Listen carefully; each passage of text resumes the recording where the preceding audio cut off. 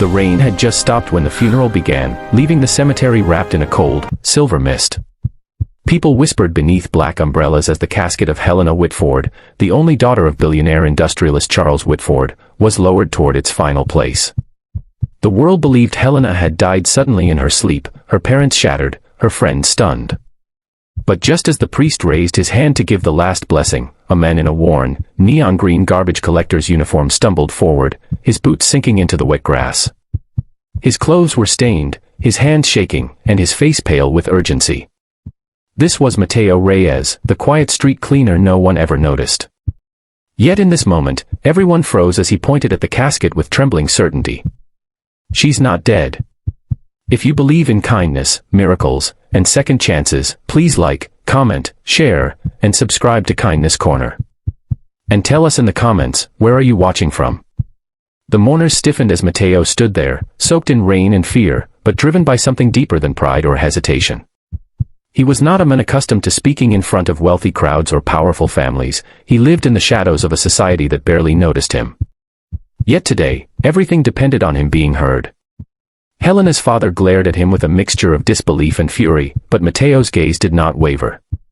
He had spent years cleaning the same streets where Helena often walked her dog, where she smiled at him as if he were not invisible, where she paused to ask him about his day while others shielded their eyes.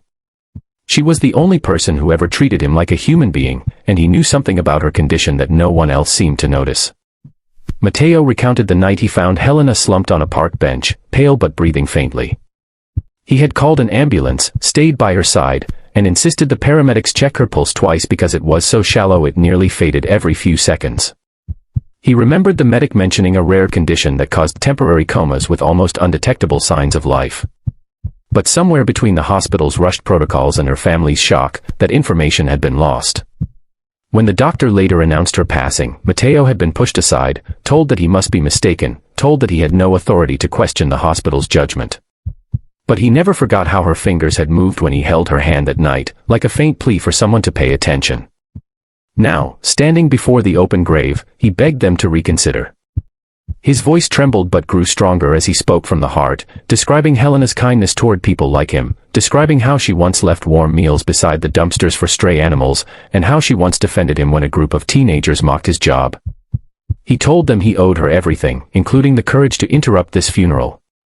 And as the mourners absorbed his every word, the silence grew heavier, not with anger, but with a creeping realization that perhaps this broken man in a dirty uniform saw something they did not. The priest signaled for the casket lid to be opened again, despite the objections of a few nervous relatives. Charles Whitford, shaken by the depth of Mateo's conviction, nodded reluctantly. The lid rose slowly, revealing Helena's serene face, her auburn hair resting gently around her. Her mother covered her mouth, preparing herself for nothing more than another heartbreak. But Mateo stepped forward, staring closely. He urged them to place a small mirror beneath her nose. For a long, breath-holding moment, nothing happened. Then, so faintly it seemed like imagination, a tiny patch of fog touched the corner of the glass. Chaos erupted. Doctors were summoned from the funeral guests. A pulse was checked, and though almost non-existent, it was there. Helena was rushed out of the cemetery in a blur of cries, running footsteps, and collapsing knees. Mateo stood frozen as the ambulance sped away, his heart pounding not with fear, but with fragile hope that he might have saved her life. Hours later, in a stark hospital corridor, Charles found Mateo sitting alone on a metal bench, drenched and trembling. For the first time, the billionaire saw him not as a garbage collector, but as the man who had noticed what no expert did. Helena had slipped into a rare metabolic coma that mimicked death, and Mateo's intervention had prevented a nightmare no family could ever recover from. The weight of gratitude brought tears streaming down Charles's face. He sat beside Mateo, not above him, thanking him with a sincerity that could never be repaid with money. Days passed before Helena finally opened her eyes. The first thing she asked was why Mateo looked so worried. When they told her the truth, how close she had come to being buried alive, how Mateo had stood alone against a crowd, she wept and held his hands, promising that his life would never be ignored or overlooked again.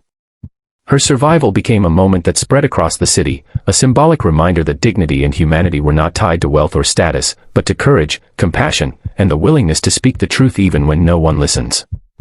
In the weeks that followed, Charles offered Matteo a new job, not out of charity, but out of respect. Matteo refused anything that elevated him unfairly, but accepted a position overseeing community outreach programs Helena wanted to build, programs that fed the homeless, offered job training, and ensured people like Matteo were seen, heard, and valued. The once invisible garbage collector now stood at the heart of a mission that changed countless lives.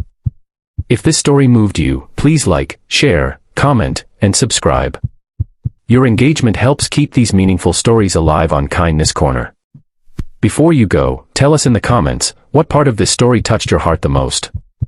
And so, the world learned that heroes don't always wear capes or expensive suits. Sometimes they wear torn gloves, stained jackets, and carry the quiet strength to shout the truth when the world refuses to see it.